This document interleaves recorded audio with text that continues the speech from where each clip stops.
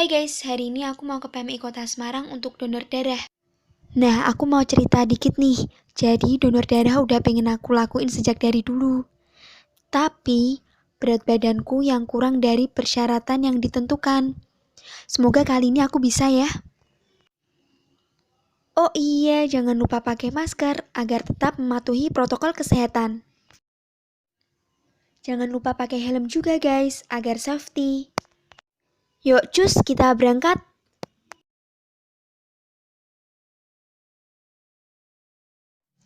Nah, aku mau nunjukin nih perjalananku ke PMI Kota Semarang. Ikutin terus ya guys sampai akhir, karena nanti aku bakalan ceritain pengalamanku pada saat di PMI Kota Semarang. Oke? Nah, pada saat perjalanan aku melewati Tugu Muda, di mana Tugu Muda ini merupakan monumen bersejarah di Semarang. Kalau dilihat-lihat nih di Maps, perjalananku menempuh sekitar kurang lebih 34 menit. Ini kalau nggak macet. Kalau macet itu mungkin sekitar 50 menit guys, karena rumahku berada di Kabupaten Semarang, bukan di kotanya. Sebelum melanjutkan perjalanan, aku mau isi bensin dulu nih. Karena kendaraan kan juga butuh tenaga. Ya nggak guys? Ini adalah pengalaman pertamaku ke PMI Kota Semarang. Agak cukup jauh sih, tapi aku lihat-lihat nih di Maps, bentar lagi nyampe kok. Nah, kalian tahu nggak sih PMI Kota Semarang itu terletak di mana? PMI Kota Semarang terletak di Jalan MGR Sugiyopranoto nomor 31, Pendirikan Kidul, Kecamatan Semarang Tengah, Kota Semarang, Jawa Tengah. Nah, buat kalian nih yang berada di Kota Semarang, bisa nih mampir ke PMI Kota Semarang. Tentunya untuk donor darah ya guys, hehehe. Nah, udah sampai nih di PMI Kota Semarang yang aku tuju. Langsung aja yuk masuk. Lumayan cukup sepi sih, karena aku kesini terlalu pagi mungkin. Nah guys, kita udah sampai di PMI Kota Semarang. Nah, aku mau lihat ini ke kalian situasi dan kondisi di luar gedung PMI Kota Semarang. Sebenarnya tadi aku udah masuk guys untuk izin dokumentasi ke humasnya, dan akhirnya diizini nih. Jangan lama-lama, ayo kita masuk. Nah, aku mau nunjukin nih ke kalian situasi dan kondisi di dalam gedung PMI Kota Semarang. Cukup sepi karena ini masih jam 9 pagi. Seperti biasa, kita cek suhu dan pakai hand sanitizer terlebih dahulu guys. Nah, ini merupakan loket yang nantinya akan kita lalui sebelum pengambilan darah. Nah, di sini juga disediakan ruang tunggu untuk pendonor yang sudah dibatasin agar tetap mematuhi social distancing. Selain itu juga difasilitasi tempat charger HP. Tidak hanya itu aja, ada tempat bermain nih untuk orang tua yang mengajak anak-anaknya.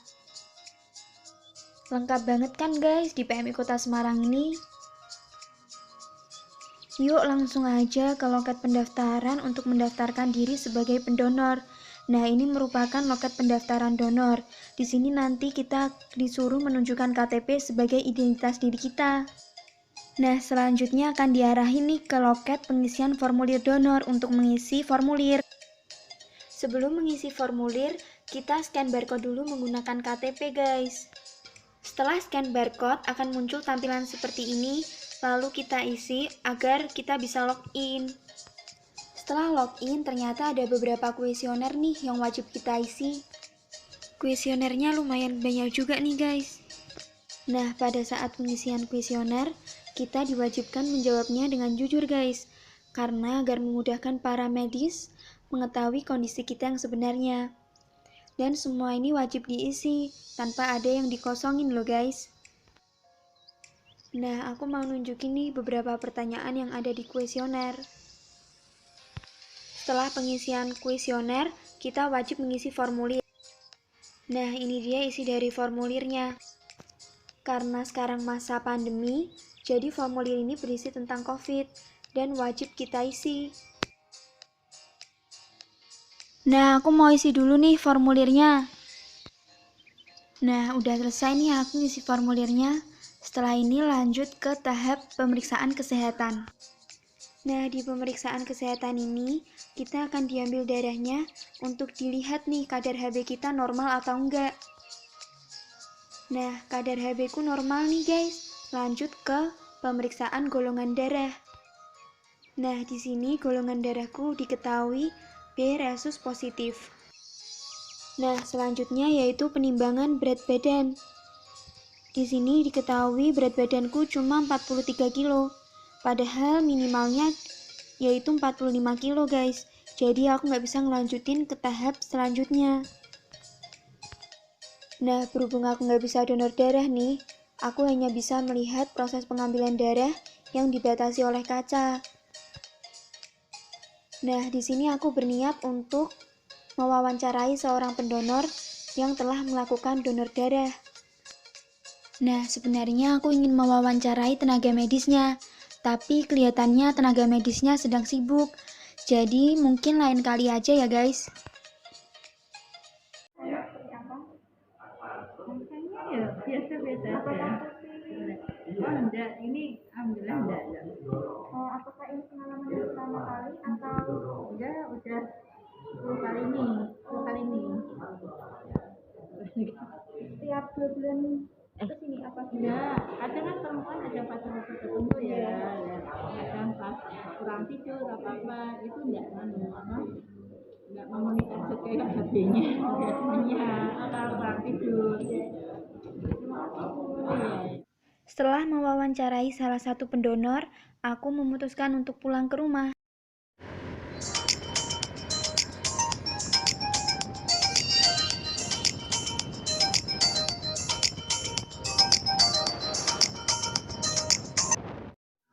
Akhirnya aku udah sampai rumah nih. Setelah ini aku akan menceritakan pengalamanku pada saat di PMI Kota Semarang.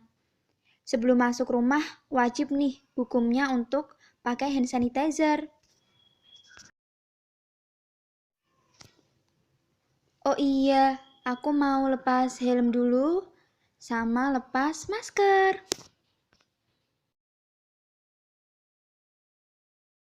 Berhubung tadi aku nggak bisa donor darah nih, aku mau menceritakan pengalamanku pada saat tadi di PMI Kota Semarang.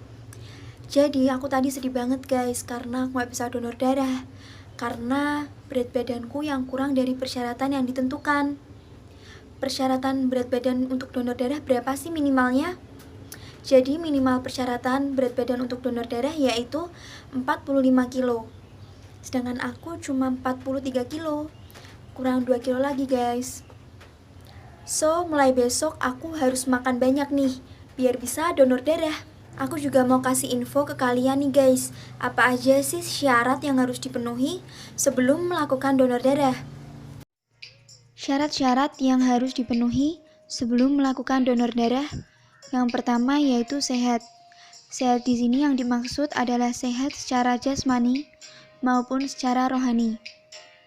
Yang kedua yaitu usia minimal 17 tahun, maksimal 65 tahun. Yang ketiga yaitu berat badan minimal 45 kg. Yang keempat yaitu tekanan darah normal untuk sistol 100 sampai 150 mm Hg, untuk diastolnya 70 sampai 90 mm Hg.